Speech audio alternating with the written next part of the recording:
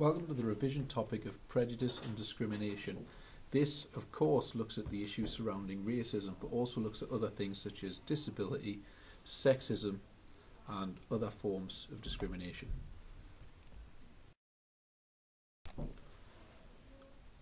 There's some key definitions you need to use for this topic. I'm going to explain them using the example of pies. Of course, you're not going to use pies and fat people in your exam, but it means that you understand the idea. Prejudice is thinking badly of someone before you get to know them. For example, if you saw a fat man and assumed they ate a lot of pies. Stereotyping is having a simplified image of a group of people. That means you think that all fat people eat a lot of pies. Discrimination would be acting on that prejudice, such as shouting things like, "Hoi fatty, you eat a lot of pies." Positive discrimination would be being nice to groups treated unfairly in the past, such as being nice to that particular fat person because he may have been picked on for pie eating.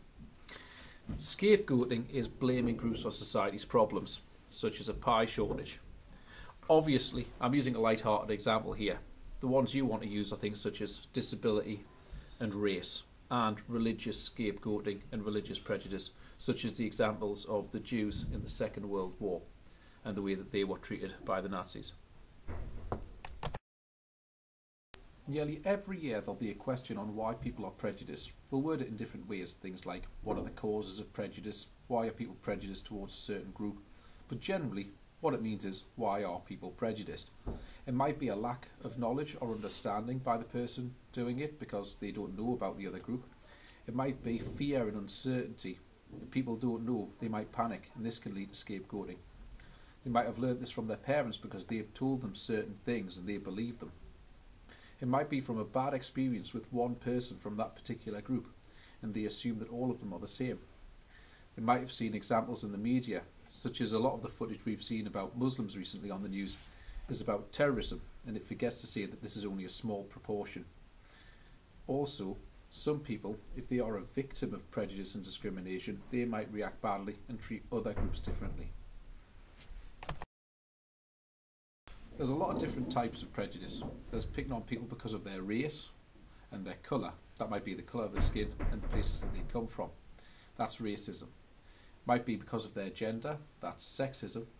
It might be religious prejudice. The example I mentioned earlier was picking on the Jews during the Second World War by Adolf Hitler and the Nazis.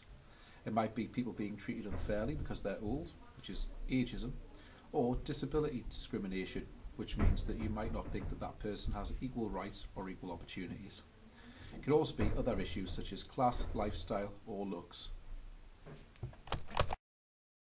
There's some key religious attitudes to think about when we're looking at this topic. There's the idea of tolerance. That means that you value all people, even if they're different. That doesn't mean you agree with them, it doesn't mean you like them, it just means that you treat people fairly. Justice is to treat people equally as well. People are different, but they should have the same opportunities and the same rights. There's the idea of harmony, which is living at peace with others. That's basically avoiding conflict and not having wars. And then there's the idea of the value of the individual. This links back to our idea of sanctity of life, that all life has been made by God or Allah, and each person is unique and has special value. The key ideas from Christianity on this topic is that all people have been made in God's image. That means if you're being unfair to people, it's really being disrespectful to God. This is because God created everyone equal. They also have Jesus teaching everyone to love thy neighbour. It doesn't just mean be nice to the people next door. It means be nice to everyone and treat everybody well. To back this up, he told the parable of the Good Samaritan, which is a story about a man who was left after he had been attacked and was eventually helped by someone from a different tribe. This would be like a Mackem helping a Geordie out if he'd seen he'd been beaten up. It's basically being nice to someone who isn't like you. And that was what he wanted people to understand. You've got to be nice to everyone, not just people like yourself. Islam also teaches that all people are created equally. They believe that obviously Allah, their God, created people. The differences in people show the wonderful variety of Allah's creation. So this is slightly different to Christianity because it's saying it's special that people are different. You can add that into your exam answer and make you sound extra clever. Muhammad, the Prophet, taught that people's race, colour or traditions were not a reason for injustice. This means don't pick on them just because they're different to yourself. The idea in the pilgrimage, which is Hajj, when they all go to Mecca at least once in their lifetime, is equality in the sight of Allah.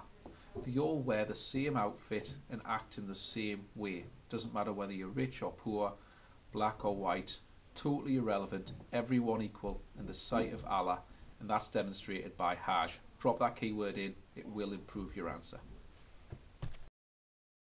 It is illegal to discriminate against people in the UK. That's where we live, guys. So that means that you have to be nice to other people, or at least not nasty, or you can actually be prosecuted. The Sex Discrimination Act of 1975 means that you can't be unfair to people because of their gender. Race Relations is our Racism Act for 1976. Disability discrimination came in 1995, and in 2006 we had the Equality Act, which means you can't pick on someone because of their religion or because they're especially old or especially young. It basically means there's not a lot of people left that you can pick on. You may also be asked in the exam that can religious people make a difference? Should religious people make a difference?